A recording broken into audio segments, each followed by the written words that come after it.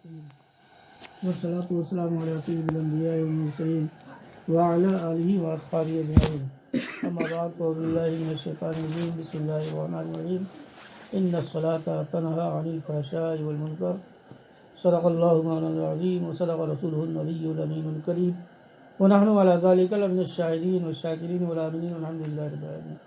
ایک مرتبہ بآواز بلند درود شریف پڑھیے.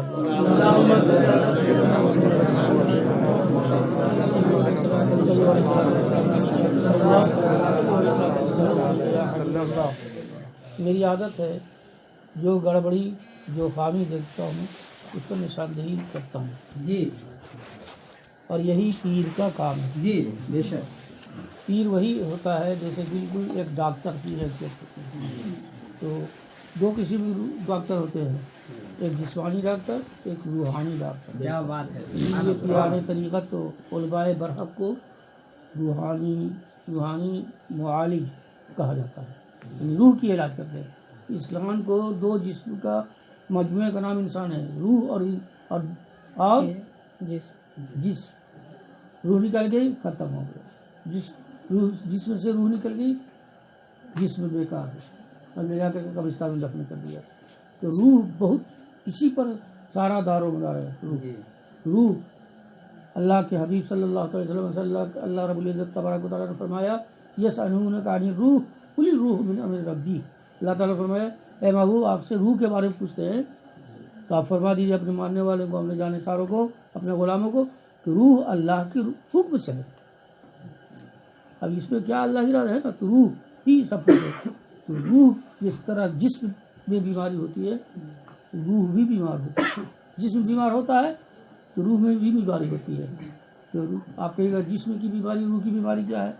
تو روح کی جسم کی بیماری یہی ہے کہ کسی کو سردی ہو گئی، کھانسی ہو گئی، ٹی بی ہو گیا، کینسر ہو گیا،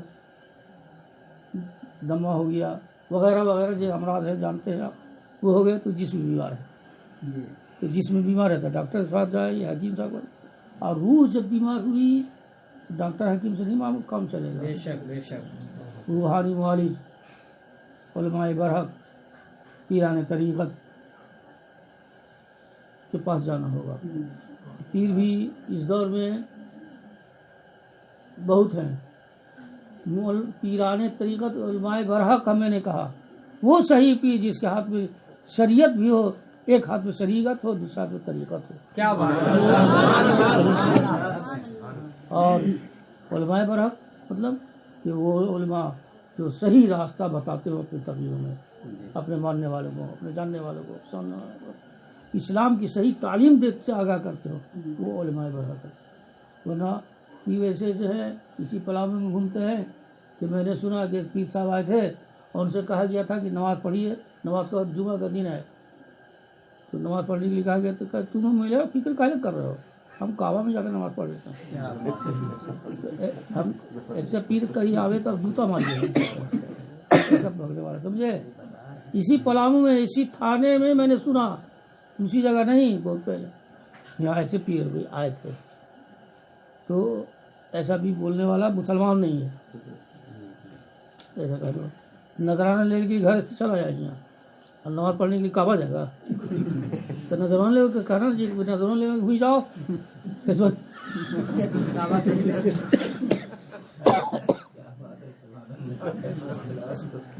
تو بہرحال آج کا دور بہت گمراہی کا ہے، بہت بچ کے رہنے کی ضرورت ہے. اور وہ بہت خوش نصیب ہے وہ انسان بہت اپنے نصیبے پر ناز کرے جتنا کم ہے. اس دور میں اس دور قحط الرجال میں اگر کسی کو صحیح پیر مل جائے، بے شک صحیح مرشد مل جائے، علماء برحق سے تمہاری ملاقات ہو جائے، وہ شخص وہ بستی وہ گاؤں اپنی خوش زندگی میں ناز کرے بہت کم ہے. تو میں اپنی قسمت میں اپنے میں بتانا نہیں چاہتا ہوں کہ بہت بڑا پیر میں ہوں، بہت پہنچا ہوا ہوں، ایسا خیال سے نہیں کرنا، بلکہ میں جن ہستیوں سے میری جانی نسبت ہے، تعلق ہے، لگاؤ، جی ان ہستیوں کی جانی جب میں نگاہ لگا ڈالتا ہوں وہ بڑے پہنچے ہوئے ہیں، اللہ والے ہیں. اور ان ہستیوں پر جتنا ناز کرو ہم ناز کریں کم ہے. ہمارے سلسلہ اٹھا کے دیکھیے، ہمارے سلسلے میں حضور غوث اعظم رضی اللہ تعالیٰ عنہ کی ذات گرامی. تو حضور غوث اعظم سے بڑھ کے کوئی پیر ہے نہیں. حضور غوث اعظم سے بڑھ کے کوئی مفتی یا فقیہ محدث یا مقرر ہے. حضور غوث اعظم جو خطبے کے لیے کرسی خطابت تک تشریف فرما ہوتے تھے تو ان کے علم کا یہ عالم تھا. اللہ رب العزت تبارک و تعالی جہاں ولایت کے عین مقام محود عظیم مرضی کو فائد فرمایا تھا وہیں علم کی دولت لازوال دولت سے بھی آپ کو سرفراز فرمایا تھا. اسی کو کہتے ہیں پیر وہ ہے جس کے ہاتھ میں شریعت ہو جس کے ہاتھ میں طریقت ہو. بے شک سبحان تو شریعت کو جانے گا تب تو شریعت کو تعلیم دے گا. تو شریعت کے جاننے کے لیے تعلیم ضروری ہے. ظاہر کی تھوڑی جانے گا.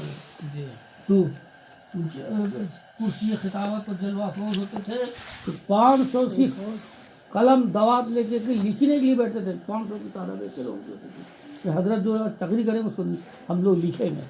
500 کی تعداد میں کم از کم بہت سارے روایت ہے لیکن مجھے جو میں نے پڑھا ہے جس کہ 500 تعداد میں لوگ صرف قلم دوات لے کے بیٹھتے تھے کہ آج جو تقریر حضرت فرمائیں گے اس کو ہم لوگ نقل کریں گے لکھیں گے.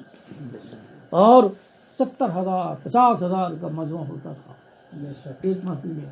لوگ اونٹ پر سوار ہو کر کے اور گاڑی سے سوار ہو کر کے اس دور میں جو ہوتی تھی گاڑیاں تو نہیں تھی پہلی گاڑی ہوگی اونٹ سے گھوڑے سے سوار کر دور دراز کا سفر کر کے حضور کی بارگاہ میں آتے تھے تقریر سننے کے لیے. اور جب تقریر فرماتے تھے تو مورخ لکھتے ہیں کہ ہزاروں کی تعداد میں ہر محفل میں لوگ یہود و نصارہ جو اسلام کے دشمن ہیں وہ کلمہ پڑھنے پر مجبور ہیں. کیا ایسی شخصیت ایسی ذات آپ کے سلسلے قابل ہے. تو مرید ہونے کا مطلب کیا ہوا؟ آج میرے ذریعے بات نہیں ہے کہ آپ کا کنیکشن حضور غوث اعظم رضی اللہ تعالیٰ ہمارے سلسلے کے بزرگوں کے ذریعے سے سیدی احمد صاحب رحمۃ اللہ سے عارف باللہ مولانا شاہ نور الہدیٰ صاحب کے ذریعے سے سراج ملت حضرت سراج الہدیٰ علیہ سے اسی طرح نسل در نسل چلتے رہو تو غوث اعظم کی ذات تک پہنچ گئی. یہ سلسلہ ہم کو جو ملا ہے ہماری جو گدی ہے یہ حضور غوث اعظم رضی اللہ تعالیٰ کی اولاد کی گدی یہ نہیں خلافت کی ہوتی. نسل در نسل حضور غوث اعظم رضی اللہ تعالیٰ تک یہ پہنچتا ہے.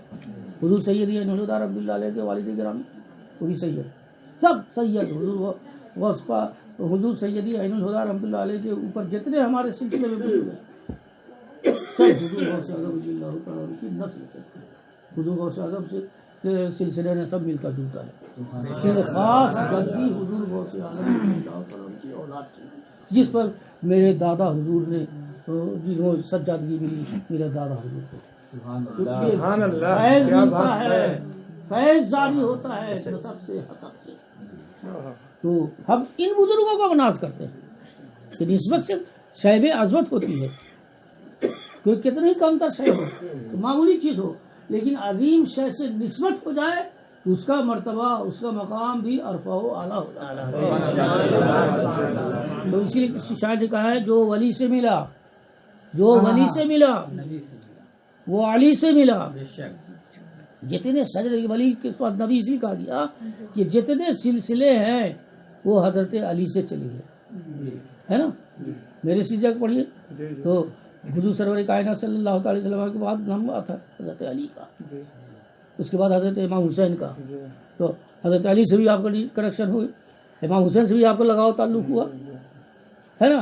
اسی طرح حضور غوث اعظم تک چلے آئیے تو نسبت سے شے میں عظمت ہوتی ہے. جی جی تو آپ کا لگاؤ آپ کا تعلق کہاں سے تو کیا سرکار دو جہاں تک حضور غوث اعظم کے بعد امام حسین حضرت علی تک حضرت علی سے بعد امام حسین تک امام حضرت علی کے بعد سرکار دو جہاں صلی اللہ علیہ وسلم تک وہاں تک رسائی آپ کی ہو گئی. اس لیے شاعر کہتا ہے جو ولی سے ملا وہ علی سے ملا جو علی سے ملا وہ نبی سے ملا اور جو نبی سے ملا وہ خدا سے ملا.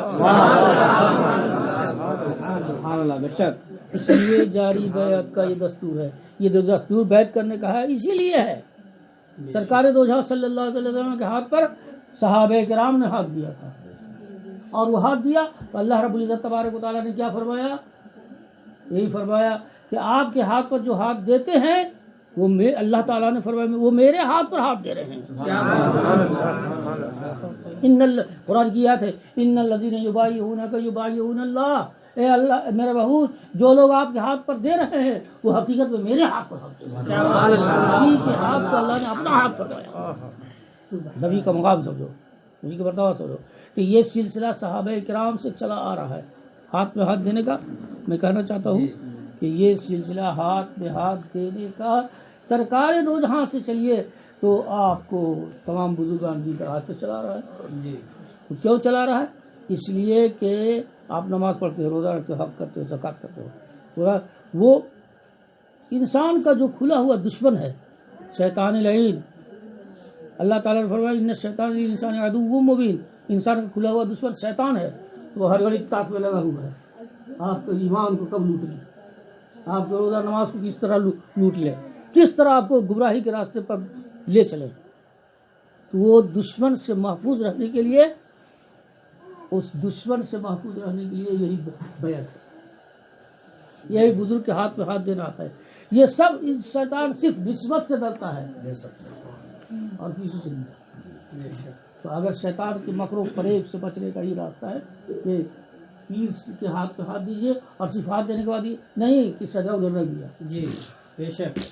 جو ہدایات شجرے میں لکھے ہوئے ہیں اس پر عمل کریں آپ, اور جو شجرے میں سب ہدایات ہیں اس پر عمل کیجیے, اور سچی عقیدت محبت دل میں اپنے بسائیے. بے شک.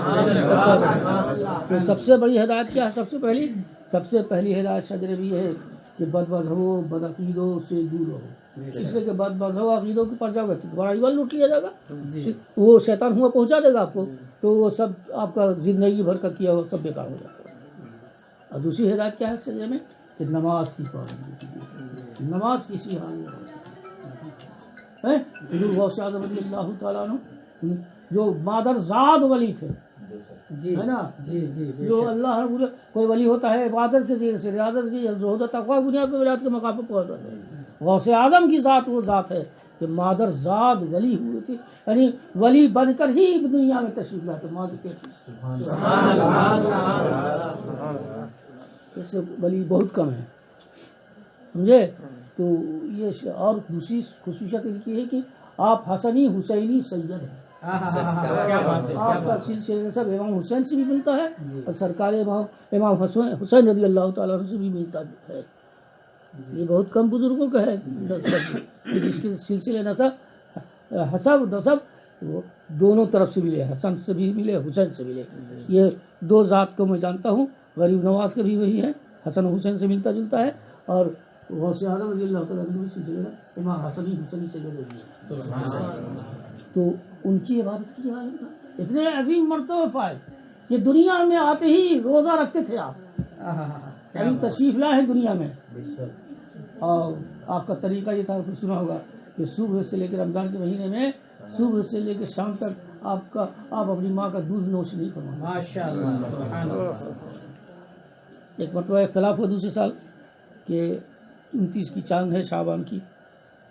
اب اس دور میں تو یہ تو نہیں تھا, خبر آئے کہیں سے ریڈیو ہے کہیں ٹیلی فون کا نہیں. اختلاف ہوا کہ بھائی کل سے روزہ ہم لوگ رکھیں کہ نہیں رکھیں, ہے نا. تو لوگوں نے کیا فیصلہ کیا, سنو. لوگوں نے یہ فیصلہ کیا کہ ہر سال سادات کے گھرانے میں ایک ایسا بچہ پیدا ہوا تھا جو رمضان کے مہینے میں دودھ نوش نہیں فرماتا تھا. کل اس کا فیصلہ ہو جائے گا. وہ بچہ اگر کل دودھ نہیں پیے گا تو سمجھ جانا کہ رمضان کی پہلی تاریخ ہے. شریعت کی پابندی کا یار. ان کی نماز کا کیا حال تھا؟ ان کی نماز 40 سالہ زندگی آپ کی ایسی گزری ہے کہ عشاء کی وضو سے صبح کی نماز ادا کی. کیا بات ہے. اس سے نماز کی اہمیت کو جاننا ہے. اسی لیے جتنے بزرگوں کے مزار پر آپ گئے ہو گئے, جتنے بزرگان دین اولیاء کرام انبیاء کرام ہیں, میں کہتا ہوں انبیاء کرام بھی کہ مزارات پر جاؤ آپ تو ان مزار کے ساتھ مسجد کا وجود ہے. مسجد ملے گی آپ کو. آپ تو ولی کے مزار پر گئے ہوں گے, میں نبی کی مزار پر گیا ہوں. خود سرکار دو جہاں صلی اللہ علیہ وسلم کا روضہ انور بس ایک دیوار کا فاصلہ ہے. ادھر مسجد نبی, ادھر روضہ رسول. ایک دیوار کا صرف فاصلہ. مزار رسول میں گیا بغداد شریف کا حضور غوث اعظم رضی اللہ تعالیٰ کی مزار پاک بھی بالکل مسجد سے ہے. آپ نے دیکھا ہوگا روضہ پاک پر ان کے روضے کا نقشہ دیکھا ہوگا تو دو گنبد آپ کو نظر آئیں گے، ایک سفید ایک بلو رنگ کا. تو سفید رنگ کا جو گنبد ہے وہ مسجد ہے اس میں، اور جو بلو رنگ کا اسی سرکار بغداد غوث اعظم رضی اللہ تعالیٰ کا مزار پورا نوار ہے. تو میں خود اپنی نگاہوں سے دیکھ کر آیا ہوں، بس ایک دیوار کا فرق تھا. اسی طرح میں فلسطین گیا. فلسطین میں وہ مقام ہے جہاں انبیاء کرام کے مزارات ہیں. یہاں تو اولیاء کرام کا مزار، فلسطین میں انبیاء کرام کا مزار ہے. حضرت سلیمان علیہ السلام، حضرت یعقوب علیہ السلام، حضرت ابراہیم علیہ السلام، یہ سب مزارات پر میں گیا ہوں. ابراہیم علیہ السلام کا مزار بالکل مسجد میں ہے. یعقوب علیہ السلام کا مزار بالکل مسجد کے اندر ہے. سمجھے؟ بس 2 صف کا فاصلہ ہے حضرت یعقوب علیہ السلام کا مزار کا. اس کے بعد مسجد کے محراب و گنبد ہے، امام کی جگہ ہے. اس کے آگے حضرت ابراہیم صاحب کی مسجد، ایک بہت بڑی عمارت ہے، اس میں مسجد بھی ہے، مزار شریف بھی ہے. تو یہ سب اللہ کے محبوب بندوں کے مسجد کے ساتھ مزار ہونے کا اس بات کا ثبوت ہے کہ یہ نمازی تھے، بے نمازی نہیں تھے. اس لیے مسلمانوں، اگر آپ کو سچی محبت ہے، سچی عقیدت ہے، اور اللہ کے بندے کے، اگر تم اللہ کے محبوب بندہ بننا چاہتے ہو، اور یہ چاہتے ہو کہ ہماری جان مال عزت آبرو سب محفوظ رہے.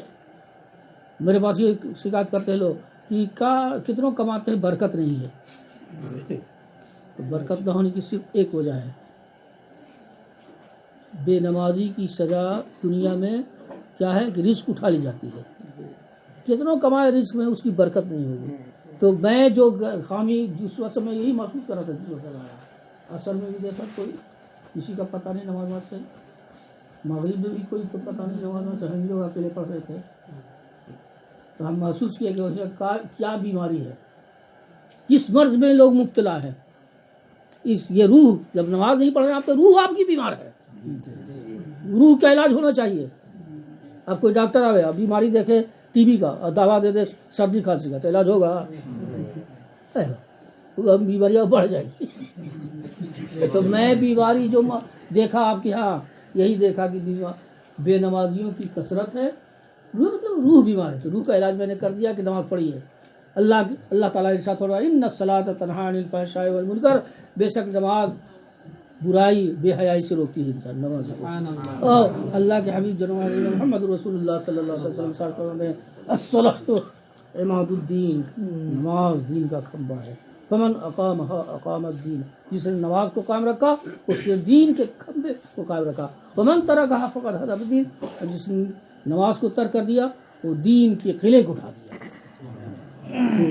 مسلمانوں، فلاح اسی میں ہے، کامیابی اسی میں ہے آپ کے کہ آپ نمازی بنیے، نماز سے قریب ہوئیے، خود پڑھیے، اپنے بال بچوں کو پڑھنے کا حکم دیجیے، اپنی بیوی کو کہیے نماز پڑھیے. بیوی سے کہیے کہ جب تک تم نماز نہیں پڑھائے کھانا ہم نہیں کھائیں گے. یہی پیغام ہے آستانہ بیت الانوار کے مرشدین کا. پیر علیہ السلام، یہ تاریخ ہماری ملتی ہے، سمجھے کہ آستانہ بیت الانوار کے مشائخ جہاں بھی گئے وہ صرف مرغا کھا کے چلے نہیں آئے.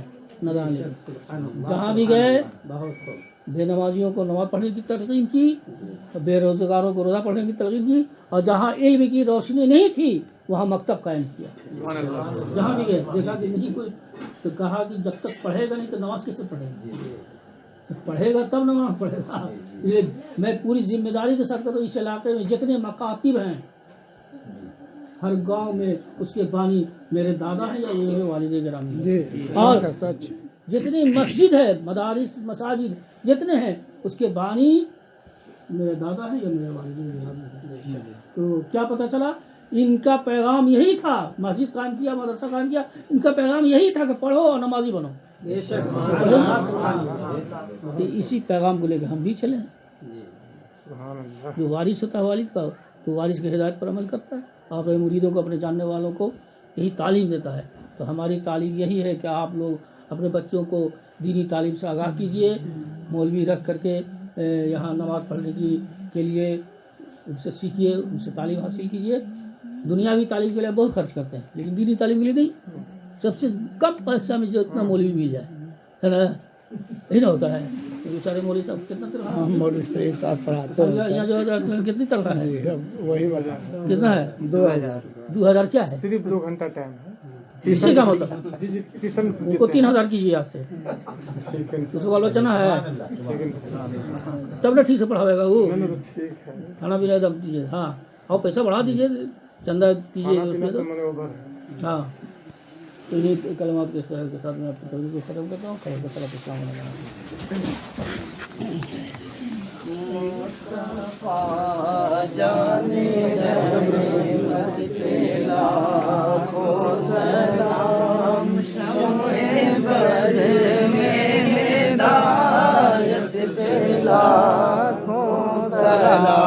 شہر یار رم تاجدار والصلاة والسلام علیہ